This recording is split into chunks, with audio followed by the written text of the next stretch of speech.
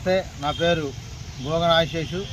Janasena party దివ్యాంగుల జన సైనికుడిగా పనిచేస్తున్నాను. 2014లో మన ఒక టీడీపీ ప్రభుత్వంలో దివ్యాంగులకి మరి డీలర్షిప్లు ఇచ్చి ఉన్నారు. ఆ ఒక డీలర్షిప్లో మీద జీవనం గడుపుతున్న దివ్యాంగులని వైసీపీ ప్రభుత్వం వచ్చిన తర్వాత ఆ ఒక డీలర్షిప్లు తీసేసి ఉంది. తీసేసిన తర్వాత వారికి అనుకూలంగా ఉన్న ఎవరైతే కొంతమంది దివ్యాంగులకు ఇచ్చుకొని ఉంది వారిని కూడా ఈ రోజున మనం ఒక కూటమి ప్రభుత్వంలో మరి దివ్యాంగులు ఎవరైతే డీలర్షిప్లు ఉన్నాయో అవి తీసేస్తారని చెప్పి ఒక రూమర్ కల్పిస్తూ ఉన్నారు.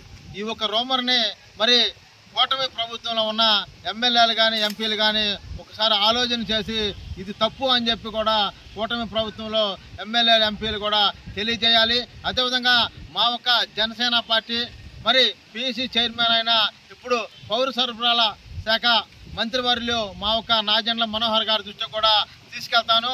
దివ్యాంగులు ఏవైతే ఉన్నాయో డీలర్షిప్లు అవి తీసేయొద్దని చెప్పి మరి తీసేస్తున్నారని చెప్పి ఒక రూమర్ వస్తుంది.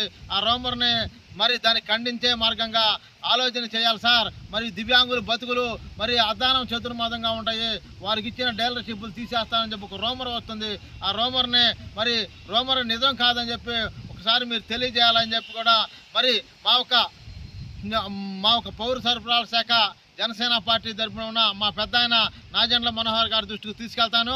అదేవిధంగా పవన్ కళ్యాణ్ చంద్రబాబు గారి దృష్టికి కూడా ఈ ఒక రూమర్ని తీసుకెళ్తాను.